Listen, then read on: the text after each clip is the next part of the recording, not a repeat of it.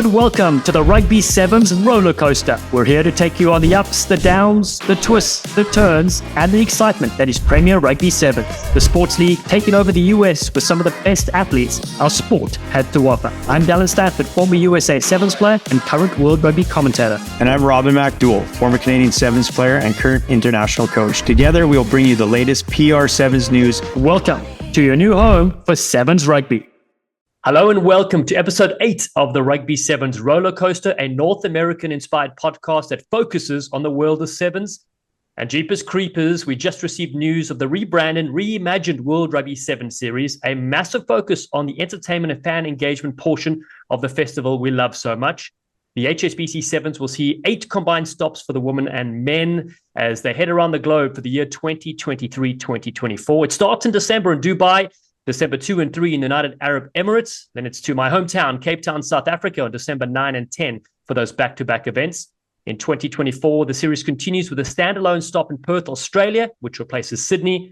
The date's January 26th through the 28th. Then stop 4 and 5 head to us in North America, with Robin hosting us at BC Place in Vancouver in February from 23 to 25, followed by Los Angeles, California, my hometown, for our USA event at Dignity Health Sports Park from March 2 to 3. 2 standalone events in Asia. We'll see Hong Kong, China welcome the world from April 5 to 7. And a month later, Singapore joins the party from May 3 to 5. The new format sees 12 women's and 12 men's teams like the Olympic setup. And the standings after Singapore are absolutely vital. The top 8 are safe, but those ranked 9 to 12 will join the top 4 Challenger Series teams at the final event in Madrid, where a promotion relegation event will be tighter than a facelift.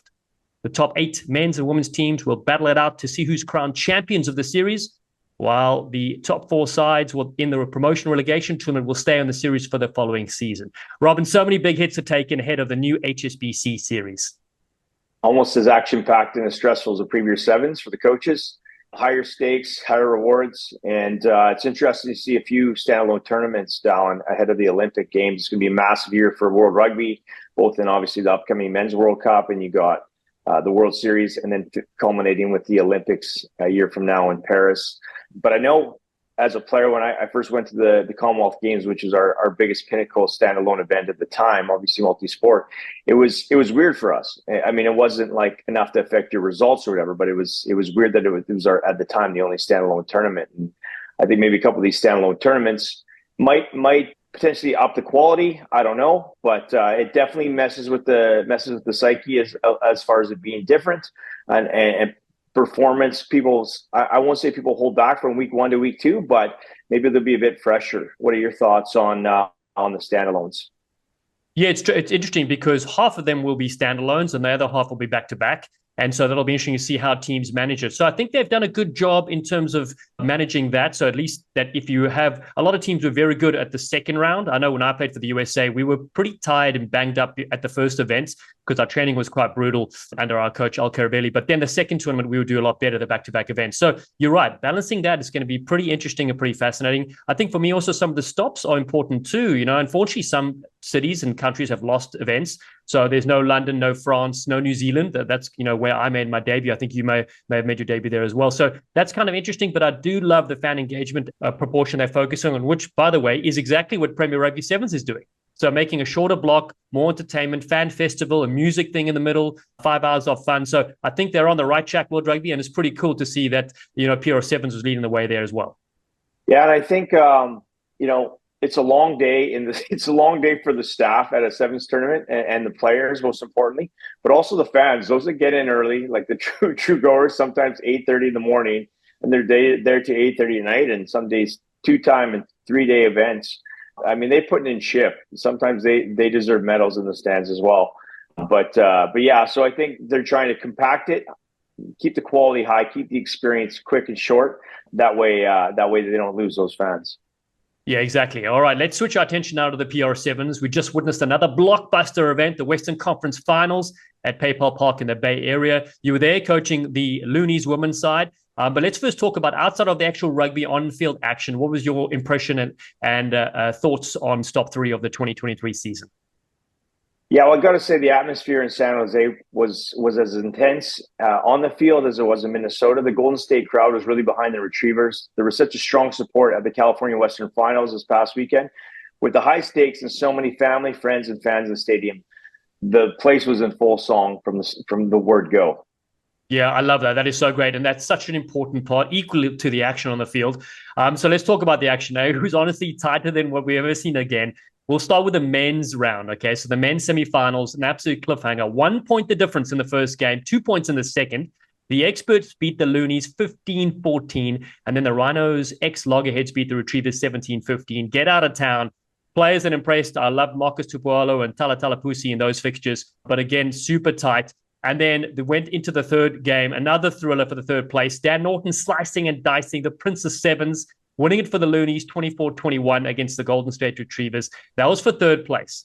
That means the final contested by an inspired Rhinos ex-Loggerhead side with Branco Du Preez, Ioane Temba, the Fijian fly, and Derek Adams on fire for the Rocky Mountain Experts. Simiwala, Naima Fualalao, Madison Hughes, of course, but very close for them. They weren't able to get over the line. A fairy tale finish in the West as the fourth-seeded Rhinos ex-Loggerheads win the tournament and also secured their place in DC alongside the Experts at the top two in that region. It had everything you could ask for, Robs. Yeah, it's it was super intense, both in the semifinal and the final, watching all those games back and forth the whole way with so many weapons that you just listed, Dallen. At any moment with just a crack in the door, anybody can bust through and score. In the end, I was happy for Frankie Horn and his boys to go well. Frankie's been obviously putting in a lot of work, and with all the weapons at his disposal, he was able to join me in DC. Yeah, that's so great. And again, I love the concept that the fourth ranked side could have enough points if they do well enough at that second tournament, So that brings us to the women's side. The narrow margins continued. I want you to talk through this, but let's first go through the result for everyone to understand. The Loonies, your side, just taking out the Rhinos, ex-Loggerheads 19-14 in the semifinals. The Experts, the fourth ranked side, beating the Retrievers 10-7 in the semifinals. A remarkable victory, which then took us to the third place game. The Retrievers bouncing back. They beating the Rhinos ex-Loggerheads 17-7 in the third place. And then the Western Conference final, a shootout between the Experts and your Loonies, a lung-busting finish. The Experts claim it 14-10 to take the title and also book their spot alongside your Northern Loonies to DC. Again, it had it all.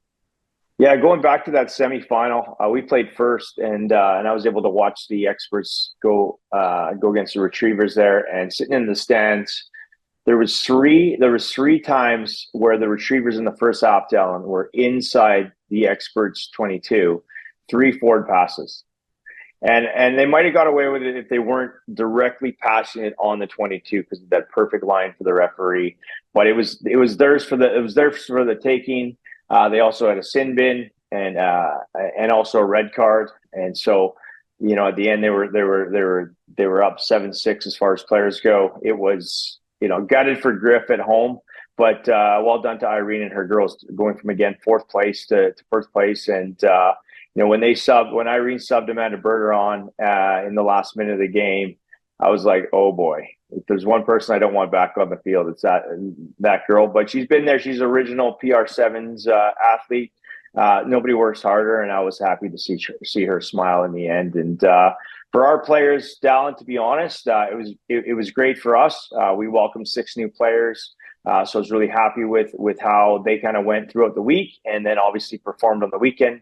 A couple old names back in the team, but most importantly, if you win every game, it can seduce you into thinking you have it figured out, and we definitely don't have it figured out. So it's going to be a good step back and preparation over the next few weeks. Yeah, I would imagine, but that's the thing. The games are so tight. Now let's talk about some of the players that impressed you and, of course, who made the dream team in the women's competition. For me, it was so great to see Chiharu Nakamura from Japan. For me, she's one of the best players in the world. Never someone you want to coach against, Dallen. And then my wife's favorite player, Riapi Alalusau from Fiji.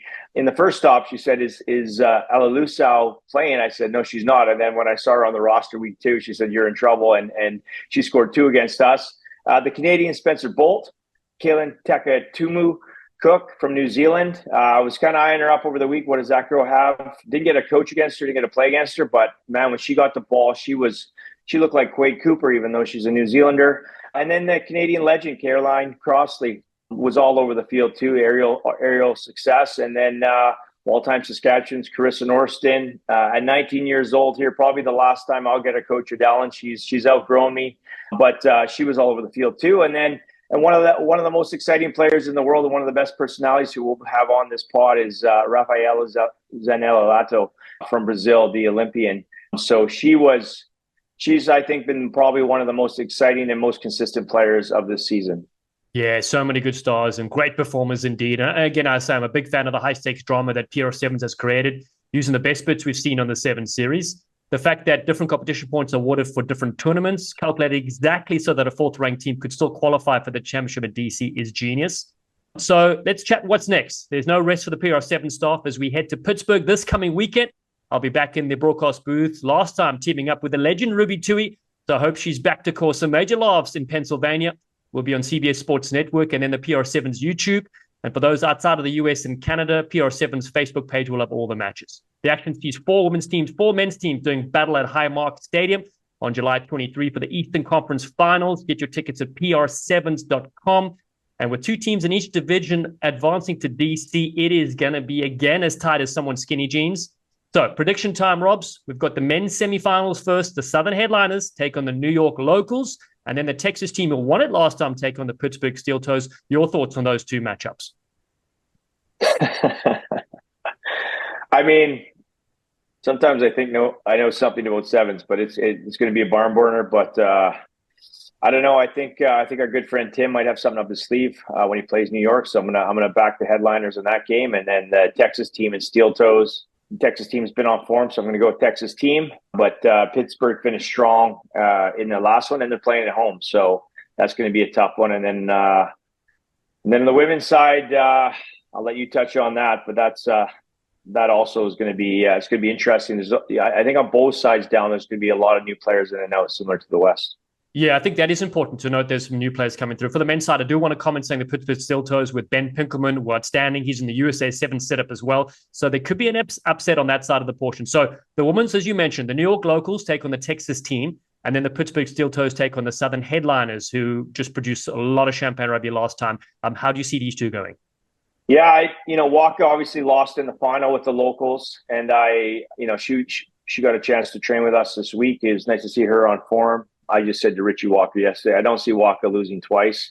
First run out with the girls, but she doesn't like to lose, and she's world class. So likely going to go through to the final here. And then in the other side, I would say it's going to be a barn burner. But because Cal Juvie, she had those steel toe girls just really humming in that bronze medal game, and she just performed well with the Canadian girls at the Pac-4. So she'll be coming in hot. But likely a headliners local final is my prediction. How about you? Yeah, I agree with you. It's going to be super tight again. It's so tough to call. That's the trouble with these games. But I do like the headliners after seeing them in action last time. Again, anyone's game. But let's switch across now and look at the United Championship as it stands. Of course, you've had 2 tournaments in the West, but only 1 in the East. So we have the experts that lead the United Championship on total points. So these are points from the men's and women's teams, how they finished. They have 44 competition points. Your Loonies, 32, Loggerheads 25, and Retrievers 19. Very interesting to see how these play out. Yeah, gutted to see our Loonies men finishing bronze again, but I got to say they were super supportive through the whole way. I love the United Championship because it really brought, just specifically to our franchise, it really brought us closer. We supported them a lot more this year, and they supported us, so that was great. I think it's great for the league. It's great for the equality, but also it's really helping the franchises. All the franchises come closer together, both on and off the field, and supporting each other. So that makes it super special. And again, until the Eastern Conference wraps up this weekend, it'll be tough to see who finishes on top. But just one note with the headliners head coach Andrew Lockey, I told him my goal this summer was to go to the finals because my favorite coffee shop in the world, Tate's Latte, is across the road from our hotel. So I sent him a picture a couple of weeks ago, and then I got a message after we won our first game, and I just showed up on my watch, and it just says, Tate's secured. See you in DC. Oh, that's great banter between the coaches. It's brilliant. Oh, I love it.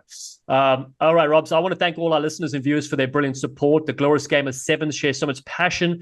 We love hearing from you, especially the reshares, the likes, the comments. Today's episode includes 2 standout players from the Western Conference, both in the Dream Teams, Brazilian Olympian and flyer Rafaela Zanellato, and South African playmaker, the legend Branco Du Preez, both so humble and both stars on the sevens field. Yeah, again, so great to have these athletes playing in the Premier Sevens. Branco brings so much to the men's side, and Rafaela Zanellato, she carved us up in the first stop. And like I said earlier, she's probably the most consistent player this year, most exciting player. And whenever she's in the hotel room or in the stadium, she literally just lights up the room and brings that energy, brings that globalism, and she's just so great. Well, awesome. The Premier Rugby Sevens continues this weekend. Get your tickets for Pittsburgh. Support this amazing sport, which brings together so many brilliant cultures and people from around the world. PR7s.com, your new home for sevens. Schedule, social links, everything you need. Catch up on the previous events, tournaments, and matches. Massive thanks to hydration partner Good Sport, apparel partner Samurai, and the superb staff at the PR7s. It's time now for episode 8 of the Rugby Sevens Rollercoaster. It's Branco Du Preez and Rafaela Zanellato. We hope you enjoy you sleek sensations. We're now joined by the most capped South African sevens player of all time, winner of the HSBC World Rugby Sevens Series on 3 occasions, Olympian and San Jose PR7s winner, Branco Du Preez. How's it, It's good to be here, and yeah, let's have a good chat. Oh, it's so lucky to have you on here. Baie for your time. Now, I want to start. You just flew to America last week. For those of us that knows how far South Africa is, the jet lag is fierce. But then you featured for the Rhinos ex-Socal Loggerheads, winning the Western Conference Finals in San Jose. It must have been such a cool experience, my friend. Yeah, I mean, I think the hardest part was just to get over the jet lag. I still felt like before the tournament started, I was like, I'm out of this because the jet lag is not gone. But yeah, what a great experience. I mean, playing for the Rhinos Loggerheads. Man, it's been a while since I played the game, and just to get into it again. And yeah, I'm so grateful for this opportunity that Frankie gave me, and even the Rhinos giving me to just be part of this. So yeah, very grateful. Yeah, because I remember commentating some of your last games and that sort of thing. And it was a while ago, but your legs still carry you through, my friend. That jet lag. See you later. Yeah.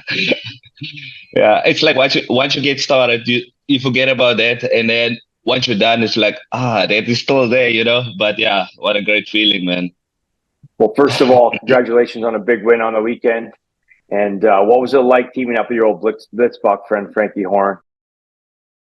Yeah, I mean, it was a great experience, and just to work with him again, where he's the coach and I'm the player this time around, and we're not teammates because he's known as a workhorse, and you know, his style of coaching is more about grinding and putting the work, and you know, at the end of the day, if you don't get the result, that's about it. At least you know you put in the work. But yeah, great to be teaming up with him again, and yeah, he's a phenomenal coach. He knows exactly how the games work.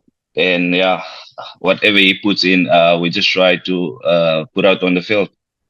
I bet he also wanted to maybe get his boots back on. The fact that you were there playing, you know, maybe he was itching? Maybe, but at the end of the day, you know, the lower back is not going to last for very long, you know.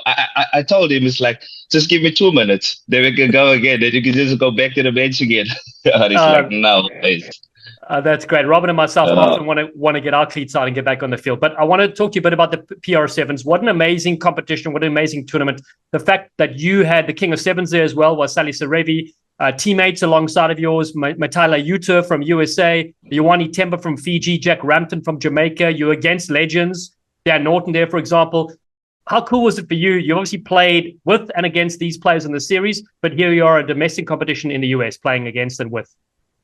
Yeah, awesome, man. I mean, we had so a balanced team with all the big names in the team, and I mean, like, it just makes life much more easier for you as a player, and especially for the younger guys. It's like when the older guys are just like start leading the team, you know, and then it just gets much easier for everybody to just follow on or like get on board and just ride the train, you know. But yeah, to play against like legends like Dan Norton, yeah, he's just that phenomenal guy that's every opportunity you give him, he's gonna tear it up. So yeah, he also had like a solid run this weekend. So yeah, looking forward to what's next for us. Yeah, but I think we're gonna regroup now, just get the heads together, get the bodies to full competition mode again. So yeah, looking forward to what's ahead for us. We always knew the PR7's Western Conference Finals would be super tight. But what's the difference between winning and losing? It seems to be one score in almost every game. And in the semifinals, tell us a bit about that first matchup against the Golden State Retrievers. Yeah, like you said, all the games were like really close. But yeah, I think the mindset for us was to go into the game and just like hit around the ground running. I think we started off well, but then we lost a bit of composure in the game. We got a bit overeager, and I think that's one of the big things that can throw big teams off, especially when you get overeager and you just want to do everything quick, fast. But yeah, that's why I said it's good to have like great leaders in the team just to take control and slow the game down when it needs to be slowed down. And yeah, I think where we slipped up a bit was in our defense, and because the pitch was a bit slippery. But yeah, we spoke about it. Just come closer. Let's give him the outside, and then we can work towards that. But yeah, there was like some opportunities where we still slipped up, where the defense was a bit wide. We was closing the width of the pitch instead of just great spacing. But yeah, this is a small thing, so we're gonna work on in trying to get better. Yeah, that was high stakes, high drama, because this is the great thing about the competition. You go straight into the knockouts and you win that nail biter 17-15 against the home side, the Retrievers. So you set up a thrilling final against the Rocky Mountain Experts, the most consistent PR7s we have seen in the men's competition in the last 2 years. So give our audience, Branco, a bit of insight into how that final was contested and how and why you think you won it. Yeah, I mean, it was a really physical final. I think with mine going into the final, it was like for us, retain the ball, keep the ball, and then put some points on the board because we know they were much bigger than us. They were a really big team with physical players as well. And for us, it was just to keep a ball, retain a ball from kickoffs. We had the guys that can compete for it. And once we got the ball, we can spread it out wide. I think we still had like a few moments that we just like didn't know what to do with the ball because it was just like throwing it around like 5 meters and then we take it into contact. And I think that made us a bit tired, you know. And then after that, when we started throwing the ball a bit wider, the opportunities were out there. I think where we scored our first try, it was of a scrum. Just because I think the winger came a bit closer because we had a really Teba at center running a hard line there. So they thought I'm going to give it to him. And then the space was on the outside. So yeah, it's like this, the smaller details of the game was, I think we managed it much better than the semifinals, I think, in terms of knowing where to eat, when to make contact, and yeah, we also had the big boys that can fight that big fights if they need to be a big fight, and yeah, we needed to get the ball wide and for our speedsters to get into the corners. Yeah, remarkable finish, 15-12 the score, so tight. But what is crazy about the game of sevens, of course, is you need both bodies, as you said. You need the fast, elusive players, but you need the big heavies up front to do the hard work. Without the balance, you don't have it. And what's hard with this tournament is that really is your second game and you're done for the whole tournament. Of course, you did enough to get to that final, which is great. Awesome, yeah. I wasn't sure how it works. So once I got there, I wasn't sure how it works. And then they're like, yeah, you only played 2 games. I was like, okay, cool. Yeah, so that was funny. But yeah, really great experience though. Yeah, obviously coaching the women, we won the first stop in Minnesota a few weeks ago, and I felt completely uneasy, anxious, stressed as a coach. It's like more of a drawn out tournament than it is 2 stops, if that makes sense. So everybody, we won, and like, how do you feel? On Dallen obviously was all over me, and I'm like, I won't feel good till the end of San Jose, but you know, I was really proud of Frankie and your boys, and also on the women's side, down with the experts women, they were 4th place as well going in. So both 4th place teams had an upset in that first semifinal clash and got it done. And in terms of overall competition points, your Rhino, Socal, Loggerheads came into this, you know, obviously with just 1 point, meaning you had to make that final. So, you know, pushing through to DC, what's on your minds the whole time while you're playing, and were you just focused on what was in front of you game by game, minute by minute? Yeah, I think we spoke about it of qualifiers and where we at on the log. But I think the main focus was for us to find each other as a team, to put in the hard work on the field, because we know it's not going to be easy, But I think the boys pulled together really nicely. The build up towards the tournament was really good as well. We get to know each other a bit better, and I think that's the main thing about this game is like get to know your players and know exactly their weaknesses, the strong points as well. And I think that's the one thing that we did better, if I can say it like that, in terms of getting to know your players and know exactly which guy can do what things on the field. And yeah, I think that was probably the best thing for me coming here, not knowing who's going to be my team or who I'm going to be teammates with, but to get to know these guys, it's phenomenal. And just to see the hard work they put in to make a success of this. Yeah, but like you said, it's still not the end. There's still a lot of hard work that needs to be done. But yeah, I think we're starting on Wednesday again, and then it's back to the grinding again, and just make sure all of us are on the same page. Yeah, we can't wait for DC. It's going to be so great to see which teams come through as well from the eastern side. But I want to ask you about your remarkable sevens career for South Africa, the Blitzboks, representing them for more than a decade. I've had the honor of commentating a handful of your events over the years, and one of the things I really love is that you're smaller size, but you absolutely smoke people on defense. You're up on the last line of D and put in the biggest hits. So if you look back in your career, are there a few moments that stand out as some of your favorite? Yeah, I mean, it's been a phenomenal roller coaster as well for me. Starting back in 2010, just a young boy, not knowing where to go next, and then got the hold of it. And then I think 2018-19, that season was probably the best season that I ever had after losing out on making the Rio Olympics team. Yeah, that was kind of a setback for me, but it's a game.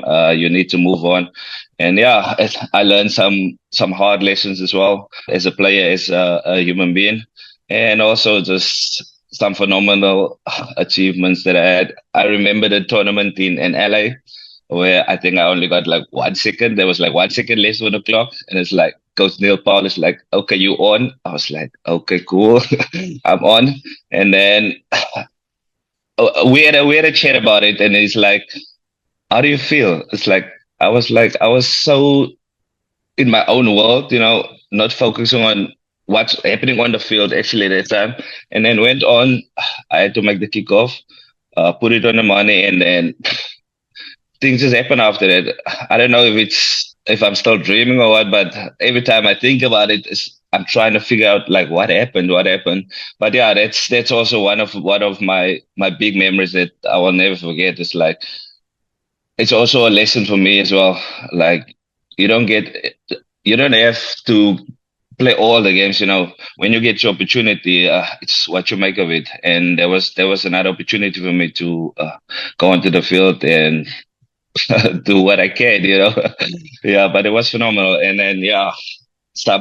As you know, Vegas was one of my best tournaments or best stops. I love Vegas just because the field was a bit smaller. So me as a super don't have to work that hard. So yeah, I mean, it's been a phenomenal career in the green and gold jersey, and I just want to say thank you to everybody that supported me, man. Through ups and downs, my family always been supportive, and just the people out there that always believed in me. And like sometimes you fall into a dip, like, can I still do it? Am I too slow now? And all those things, they just flew through your mind. And with all the support, I can still say that I'll be able to do whatever I can, just that I need to believe it. And yeah, yet again, I got an opportunity to play in the PR Sevens, man. This is phenomenal. I mean, I've been out of the game for, I think, 3. I ended last year, yeah, and then I played some 15s in the Czech Republic. Nothing like this. I promise you, nothing like this. Nothing like this. But yeah, another great opportunity for me, and I love it. Well, I obviously loved watching you light up the world for over a decade. But I love your comment about, one thing I challenge with, whether I'm working with kids or adults, especially with new players, if you play 14 minutes, you play the whole tournament, or you play 1 second. And we had a 20-year-old in our Loonies women's squad that I found playing in the fall, and she's considered a 15s player, but for me, she tackles everything, and she's a honey badger with the ball. So I spoke with her through the whole winter leading up to the season. We brought her in for the second round. She knew her job, focused on it, and the Socal Loggerheads obviously had 3 unbelievable Fijians in the middle of the field that were dancing around us all game, and the game was on the line. So I subbed her on in the last minute, and I pulled her over and I said, "How are you?" She goes, "I'm ready." I said, Why did I bring you here? She says, "To smash people and get you the ball." I said, "Okay, that's all I need you to do." And she came onto the field, and the Fijians started to dance in the middle of the field, saw them in half, they knocked it on, and she just looked over at me and smiled, and that was it, game over. So pretty phenomenal in 20, as a 20-year-old to get that opportunity. But like you say, whether you're out there for 1 second, you're out there for the whole game, you just have to do your job and take what you have. Yeah, definitely, man. I mean, there's not a lot of people that get this opportunity to play on the highest level of the game, and if you get an opportunity, just make the best of it. It's like you said, 1 second, 7 minutes, 14 minutes. If you go out and you give it your all, you can be proud of yourself, man, and you can be proud of the team that's got your back. And like you said about the young lady, she know what her job was. It's to smash people on the field and get that ball back. And that's exactly what we want as playmakers and the guys that can dance. We get the ball back and then we punish the other team. So that's it, man. Branko, I wanted to touch on the playmakers. Watching you and Cecil Africa over the years, obviously a delight, especially when you're on the field together. The 2 top point scorers ever for all time for the Blitzboks. So if you look back at your teammates, players you've shared the field with over the years, could you select a handful that you've really enjoyed playing with? Yeah, like you mentioned, Cecil Africa. I would love to play with Sinatla again, Werner Kok, Kwagga Smith, Cheslin Colby, even Justin Geduld, although he's been struggling with some injuries, but he's still on top form. Even the coach now, Philip Sneyman, he was a workhorse. Carl Brown, he was a Frankie on, just to mess up a ruck situation and get us the ball back. Yeah, I mean, there's a lot of players that I still want to just eat the field with and just make some great memories, man. But yeah, like you said, with South Africa, so people were asking me, like, how do you guys get it right? Just when one of you do something, the other one is just there to support. I was like, we don't train it. It just happens. It's like we have this chemistry, like when things happen, it just happens. So yeah, maybe I shouldn't say this, but like every time when we had like a one-on-one with the coach, and he would like say, if you and Cecil are on form, the team will be good. So yeah, that's the small things that still pushes me every day to work out and reach every goal that I set out for me as a person and as a rugby player as well. So yeah. Well, you're beautiful to watch, and I don't know how you defend that. So I'm glad we were retired when these guys played. But over the years, the other way, which opponents would you rate as some of the best you ever faced on the World Series? Like team-wise or like individual players? Both. Over the years, Argentina became a real threat to the whole circuit. The New Zealand boys, they just unbelievable, and even the USA boys as well. Once they got the hold of it of the game, they were just smashing things. Like every time you go into a different game, like especially a Fiji game, it's like your mindset has to change like a whole lot. It's not just like a game out there. It's like you need to kill the ball, because otherwise you're going to defend for 14 minutes, and they're just phenomenal boys that can throw the ball around. And I mean, there's a lot of teams that on the circuit, and like individual players like a Dan Norton, if you give him space, he's going to punish you. Perry Baker, those guys are just fast. Once they got through the line, mere sweepers. Like, there's no way I'm gonna stop these boys because they're too fast, man. But yeah, it's like every guy has their ability to bring something else to the game, and for those boys, they just fast and they really understand the game and they understand where the space is on the field. So my heads off to them. Yeah, and some of them are still keep going on the circuit. So yeah, all the best to them as well. And yeah, I know everybody's back in camp working hard because the season's almost on its way again. So yeah, looking forward to watching the boys again. Well, Branco, it's been a delight to see you back on the field, of course. We'll see you next in the nation's capital, Washington, D.C., as Audi Field hosts the 2023 PR Sevens Championship on August 6th. Thanks so much for joining us on the roller coaster, my Kwakaburger. Awesome. Thank you. And thank you so much for your time. Thanks for chatting and have a good one. You sleek sensation, you. Bye, donkey. Tot ziens. Let's see you. Thank you. Bye-bye. It's superb to have Dream Team player from this past weekend in San Jose representing the Golden State Retrievers, Brazilian international and Olympian, Rafaela Zanellato. Firstly, thanks so much for joining us on the roller coaster. Really, guys, appreciate for this moment. I think it's a big moment to some peoples and Brazilians because it's a very important opportunity to play in other countries and these things. And I'm very, very happy and think I appreciate it for this opportunity to say something and speak with you guys. I'm very, very excited for this moment. Well, we love having you on. You were back-to-back Dream Team awards as well for yourself. So tell us what's it been like playing in America and playing in the Premier Rugby Sevens. It's very amazing because I think the first time I'm very, very nervous when I come here, say, I don't know what happened. I don't know how you're feeling when I play with other players because 6 years I just play with the same girls and it's my first time.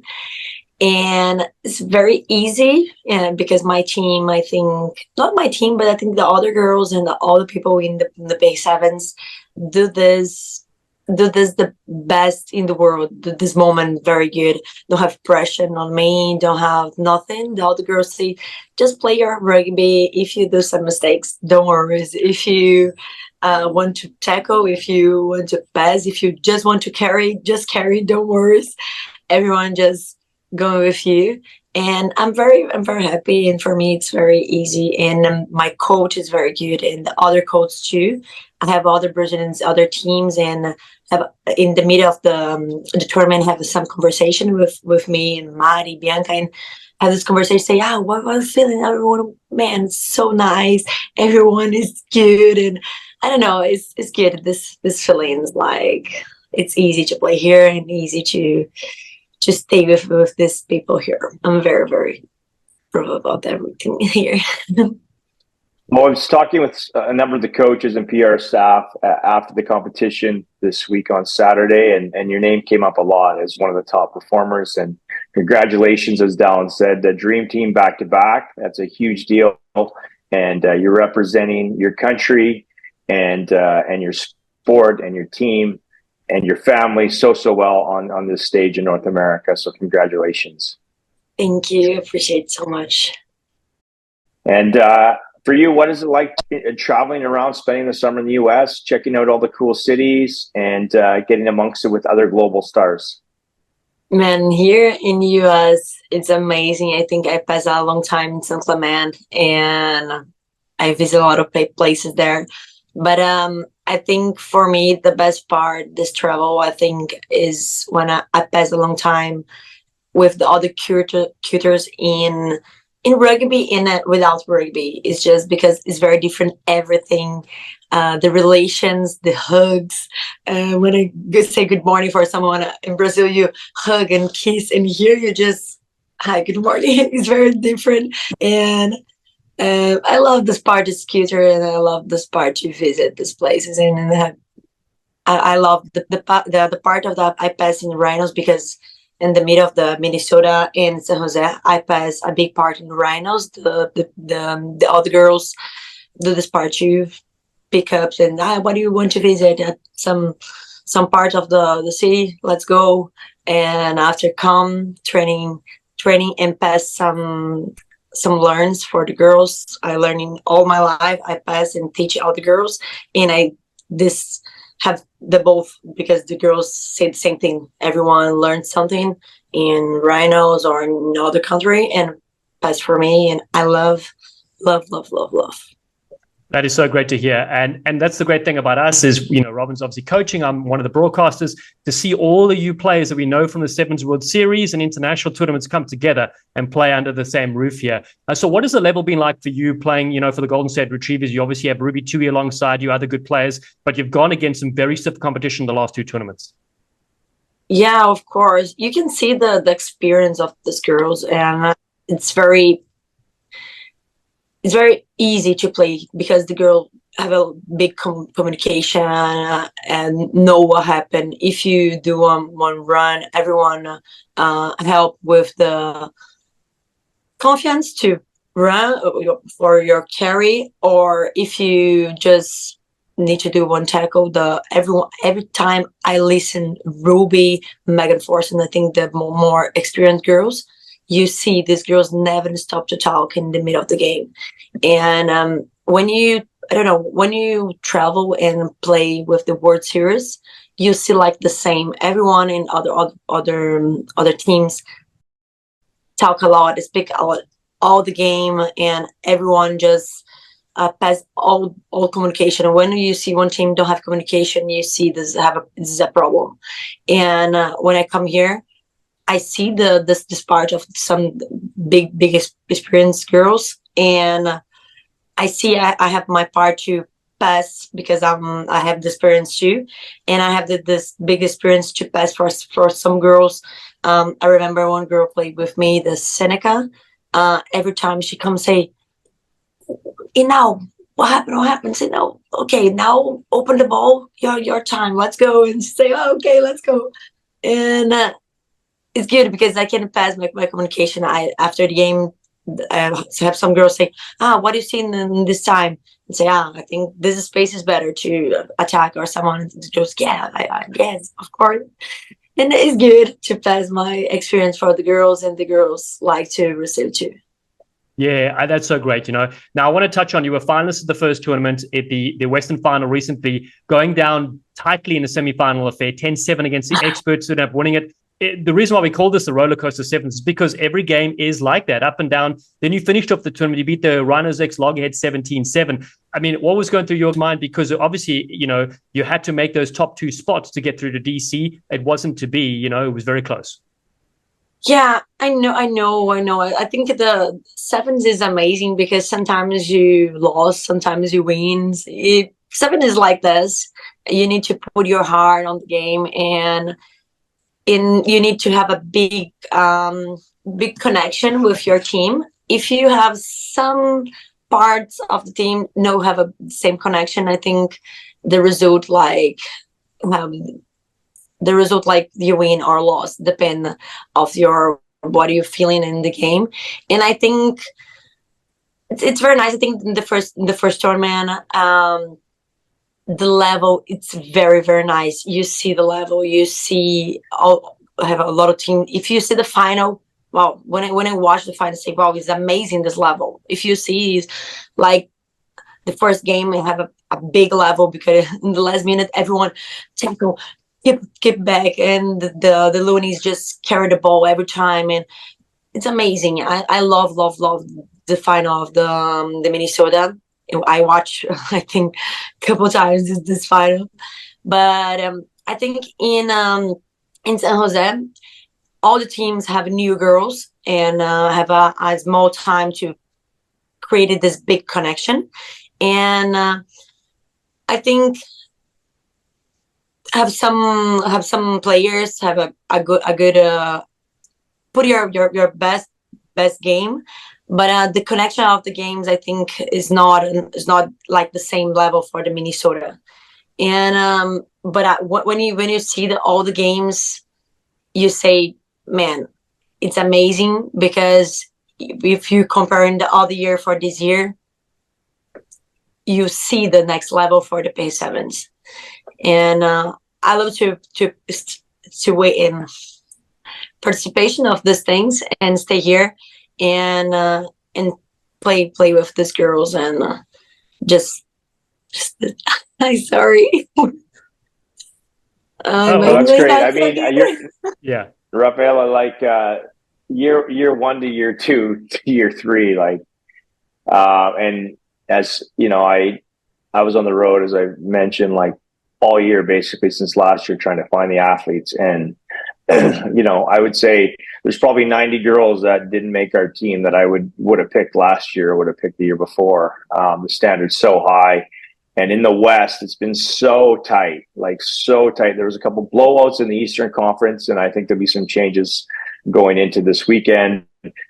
So yeah, the standard's very high. And with, you know, just, you know, in Minnesota, we had a week on the ground, Dallen, and in San Jose, we had 2 sessions. So, you know, I said to some of our athletes that were, you know, heartbroken or, you know, gutted with the performance, I'm like, you women played out of your boots. And I even said to some of the other men's players and stuff too, you know, in 2 sessions, a day and a half of prep, you know, the standard was insanely high, which is super special.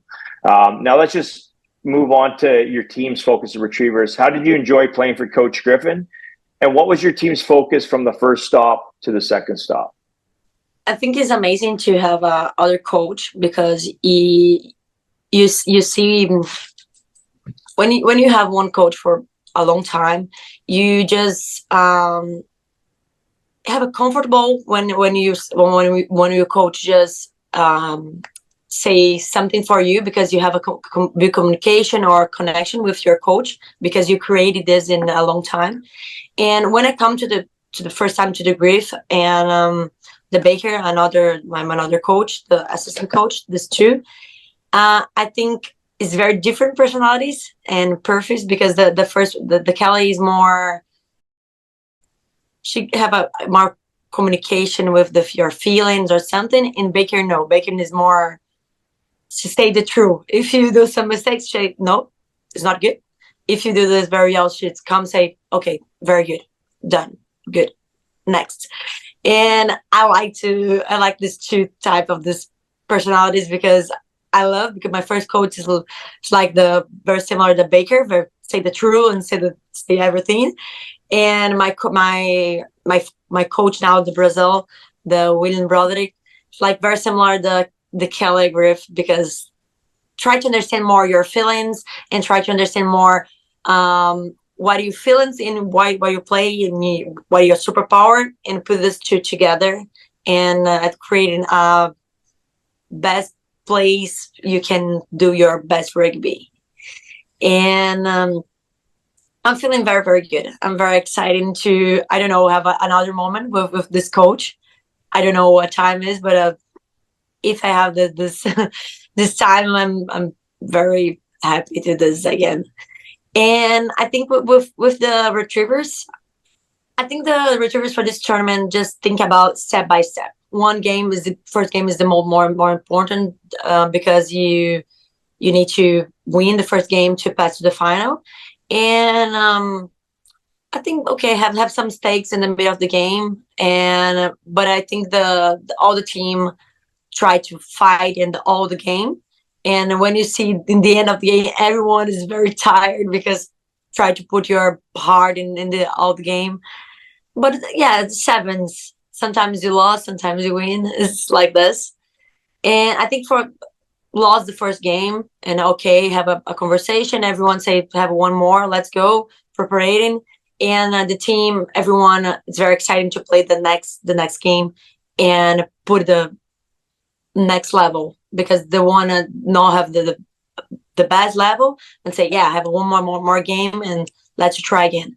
And I think for the last game for this decision is very good, and everyone can put your best rugby on the field. Yeah, that's so well said. This global game gives us so much, you know, and you connect with people from all over. So I wanted to ask you, because every country is different, how a player gets seen, how you get identified for playing for your country, for Brazil. How did you progress to the national team to represent your country in sevens? It's very good. I love, because I have a good preparation in my club to enter on the national team. And when I enter national team, I think I just put my body and my mind in the same page, because when you enter on the high level and the high performance, you don't understand.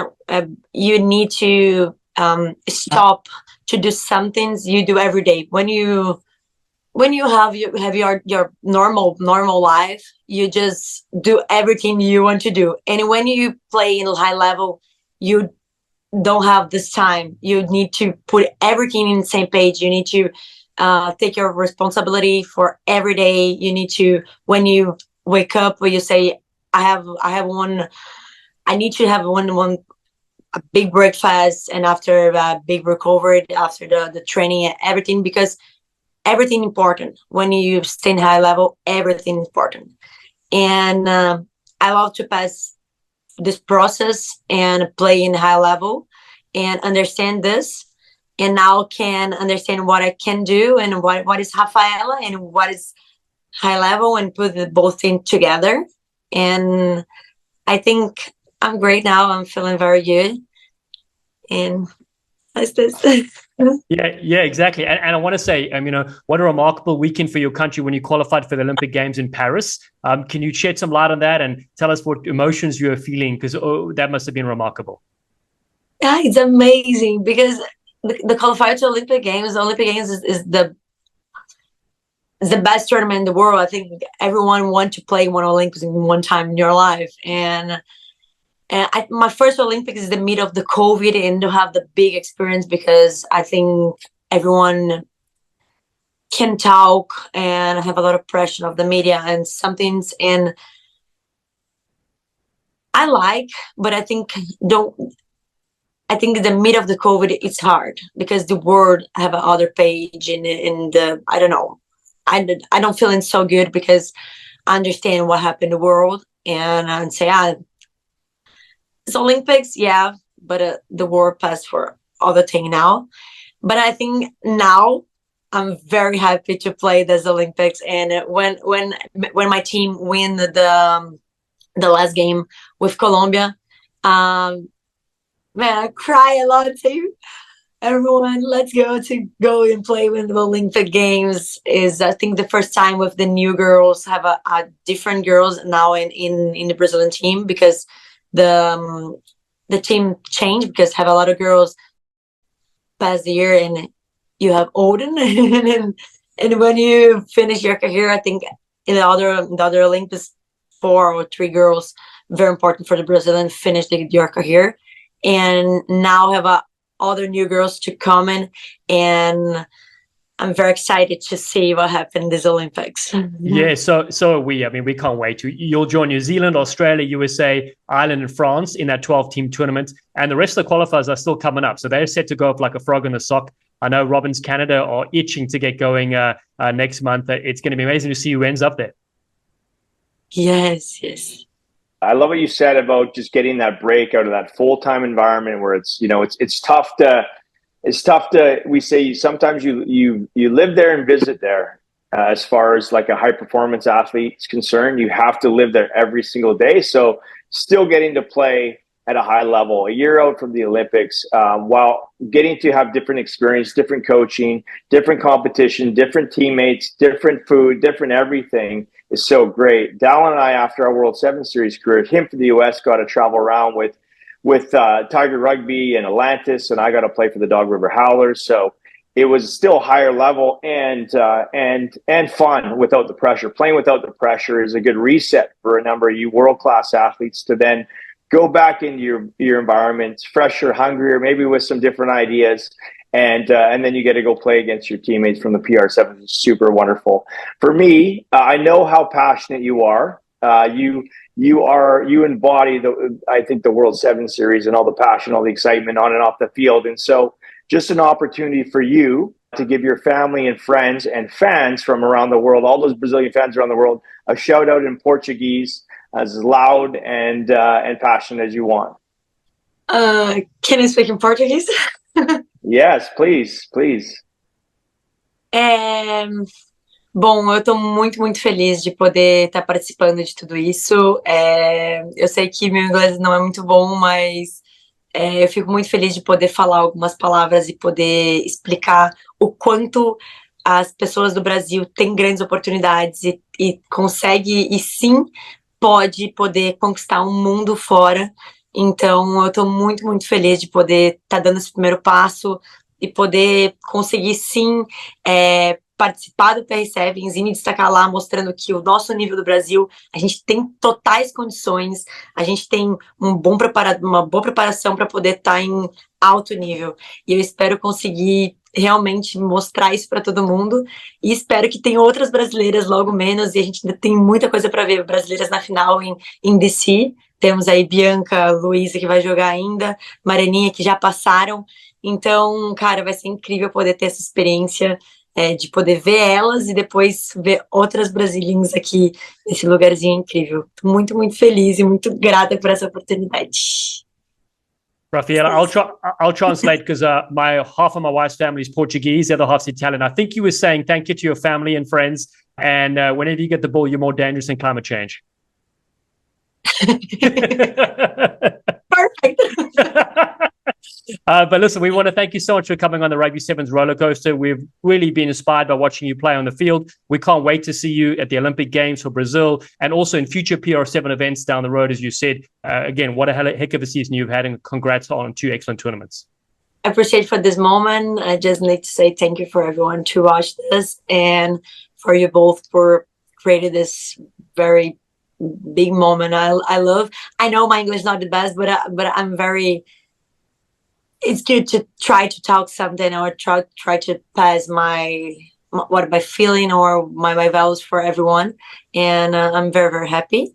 And I'm very happy to see you guys, Luanese and the other teams in the final. I'm very excited. I know I have one Brazilian in your team, and I'm very excited to see Bia on the final and in all the games. And thank you so much for everything. Well, thank you very much. Your English is better than Robin's, so you're definitely in the top 2. Oh, I love it. Thanks again, you star. We'll see you soon. Thanks, see you soon. Thanks for listening to the Rugby Sevens roller coaster. Visit pr7s.com to buy tickets to the 5 tournaments in 2023. Austin, Texas, June 17th. Minneapolis, Minnesota, June 24th. San Jose, California, July 15th. Pittsburgh, Pennsylvania, July 23. And the PR Sevens Championship on August 6th. Connect with us on social media PR7s and watch any of the previous tournaments on the Premier Rugby Sevens YouTube channel. See you next time. You sleek sensations.